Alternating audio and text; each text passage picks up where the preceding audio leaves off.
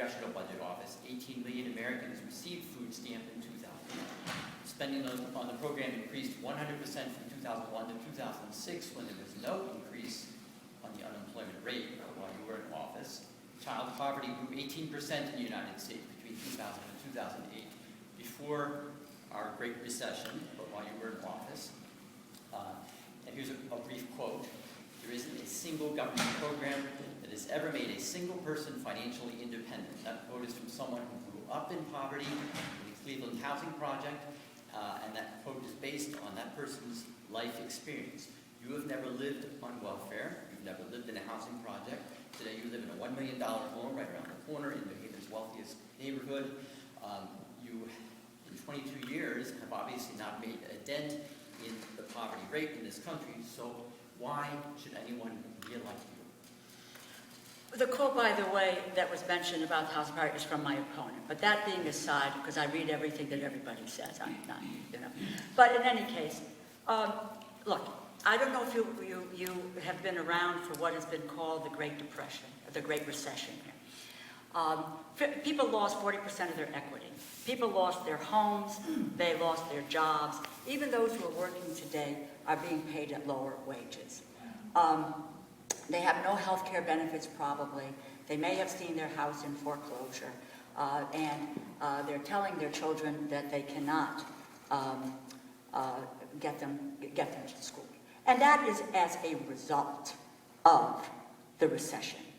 Quite frankly, not something that I caused. You can tag me with a lot of things, but I think what we saw was the greed of Wall Street and the crash of financial institutions around the housing bubble that created the ripple effect, etc. So, in that context, we have people have seen unbelievably difficult times, which is why the poverty rate is as high as it is, which is why you've seen a greater access or a greater interest in taking advantage of programs that would unemployment insurance, food stamp program. There are others as well.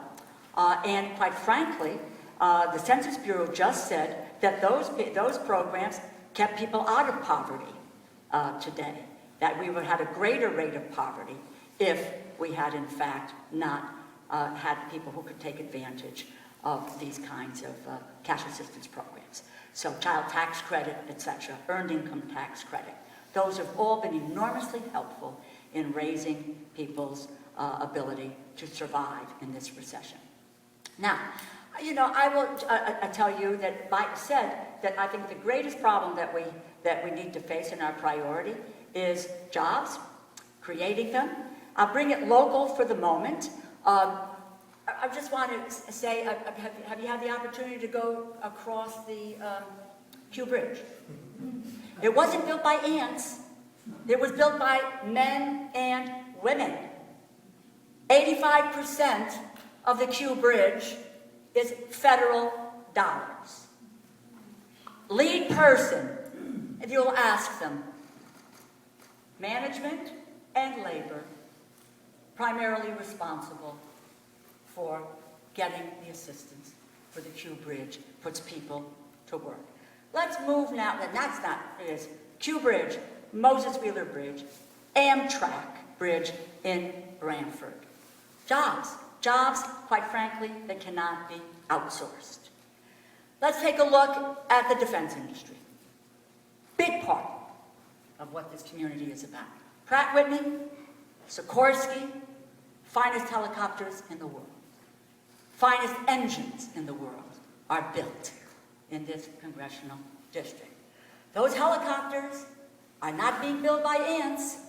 They're being built by men and women who are hardworking, and our efforts to create the opportunity for those jobs occurs in what I do. Let's talk about biomedical research.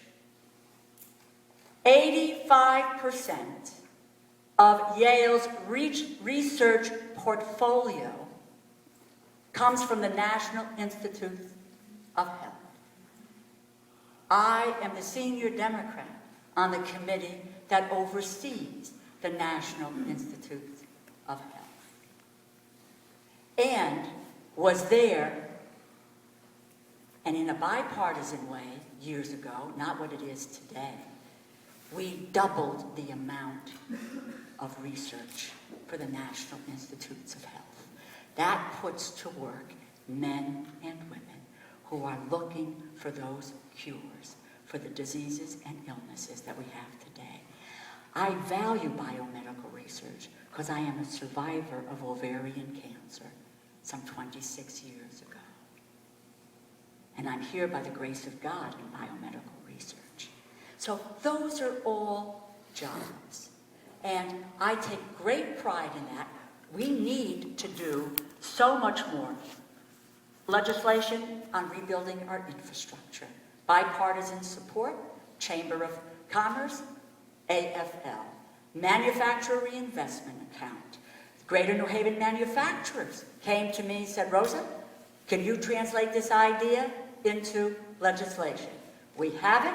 It's bipartisan. Don Manzullo from Illinois. Education and training helps to create jobs. You cut it off, you provide no avenue for people to have the skills that they need for jobs. Pay equity for women. Same job, same pay. Doesn't exist today for women in this country. Doesn't exist. All of those are future-oriented in creating jobs. So I have helped to create jobs right here in this community, nationwide, and have a vision for what the future and what we ought to move toward the future. And another